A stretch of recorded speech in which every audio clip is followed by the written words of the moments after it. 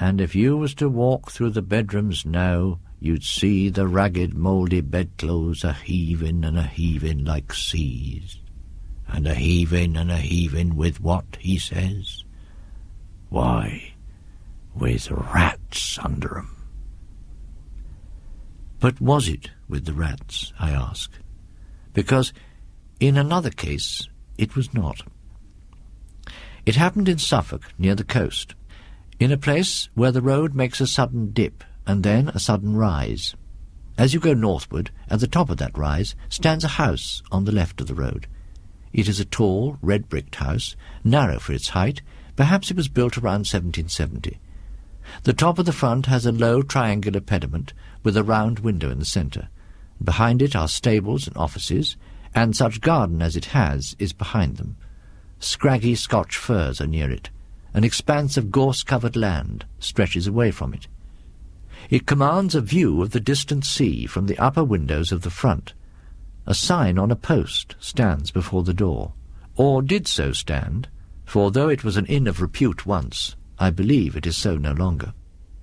To this inn came my acquaintance Mr. Thompson when he was a young man on a fine spring day, coming from the University of Cambridge and desirous of solitude in tolerable quarters and time for reading. These he found, for the landlord and his wife had been in service and could make a visitor comfortable, and there was no one else staying at the inn. He spent very tranquil and uneventful days, work all the morning, afternoon perambulation of the country round about, a little conversation with the patrons of the inn over the then fashionable drink of brandy and water, a little more reading, and bed. One of his walks took him along the northern road, which traverses the heath. On the bright afternoon, when he first chose this direction, his eye caught a white object some hundreds of yards to the left of the road, and he felt it necessary to make sure what this might be. It was not long before he was standing by it, and found himself looking at a square block of white stone, fashioned somewhat like the base of a pillar, with a square hole in the upper surface. After taking stock of it, he contemplated the view for a few minutes, and so pursued his way back to the inn. In the desultory evening talk at the bar, he asked why the white stone was there on the common. "An old-fashioned thing, that is," said the landlord, Mr. Betts. "We was none of us alive when it was put there." "It stands pretty high," said Mr. Thompson. "I dare say a sea mark was on it some time back." "Oh, that's right," said another. "I've heard they could see it from the boats, but whatever there was, it's fell to bits this long time." "Yeah, good job too," said a second man. "'Tweren't a lucky mark by what the old man used to say. Not lucky for the fishing, I mean. But they had some funny ideas, them old chaps, and I shouldn't wonder but what they made away with it themselves." It was impossible to get anything clearer than this. The company, never very voluble, fell silent, and when next someone spoke, it was Mr. Betts. It was of the village affairs and crops. One fine afternoon, Mr. Thompson found himself busily writing at 3 o'clock. Then he stretched himself and rose, and walked out of his room into the passage. Facing him was another room, then the stairhead, and then 2 more rooms, one looking out to the back and the other to the south. At the south end of the passage was a window, to which he went, considering with himself that it was rather a shame to waste such a fine afternoon. However, work was paramount just at the moment, and he thought he would just take 5 minutes off and then go back to it. And those 5 minutes he would employ, the Bettses couldn't possibly object, to looking at the other rooms in the passage which he'd never seen. Nobody at all, it seemed, was indoors. Probably, as it was market day, they were all gone to the town. Very still the house was. So he explored. The room facing his own was undistinguished, except for an old print of Bury St. Edmunds. The 2 next him, on his side of the passage, were gay and clean, with 1 window apiece, whereas his had 2. There remained the southwest room, opposite to the last which he had entered. This was locked, but Thompson was in a mood of quite indefensible curiosity, and feeling confident that there could be no damaging secrets in a place so easily got at, he proceeded to fetch the key of his own room, and when that did not answer, to collect the keys to the other 3. One of them fitted. and he opened the door. The room had 2 windows looking south and west, so it was as bright and the sun as hot upon it as it could be. Here there was no carpet, but bare boards, no pictures, no washstand, only a bed in the farther corner, an iron bed, with mattress and bolster, covered with a bluish check counterpane.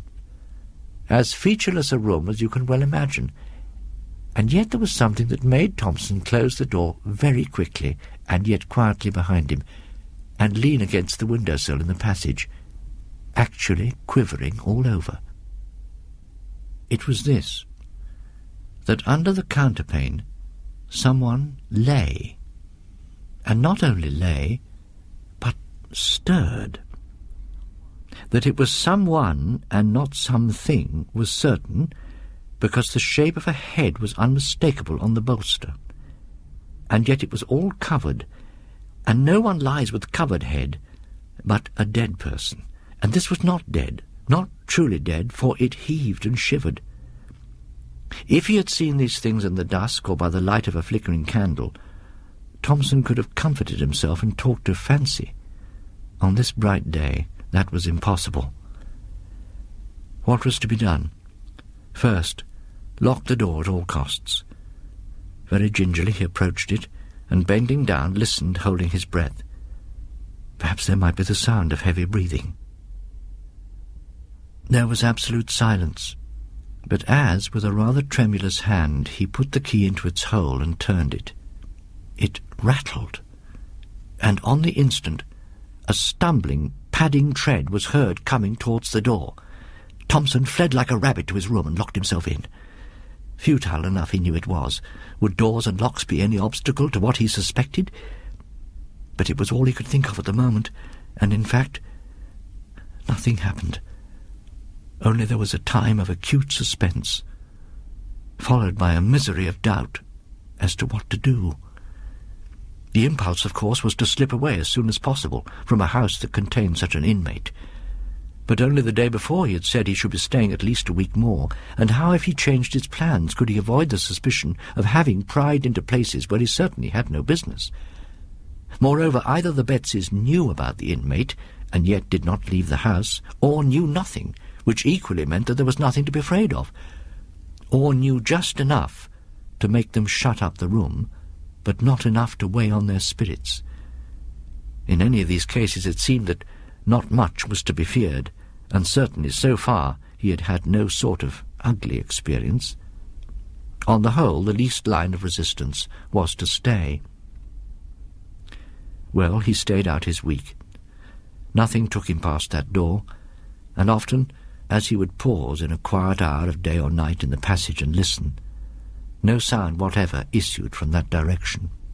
You might have thought that Thompson would have made some attempt to ferret out old stories connected with the inn, hardly perhaps from Betts, but from the parson of the parish or old people in the village.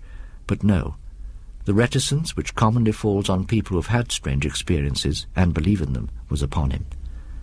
Nevertheless, as the end of his stay drew near, his yearning after some explanation grew more and more acute. So he hatched a plan. He would leave by an afternoon train about 4 o'clock. When his fly was waiting and his luggage on it, he would make one last expedition upstairs to look round his own room and see if anything was left unpacked, and then, with that key, which he had contrived to oil, as if that made any difference, the door should once more be opened for a moment and shut. So it worked out. The bill was paid, the consequent small talk gone through while the fly was loaded. Pleasant part of the country, been very comfortable, thanks to you and Mrs. Betts.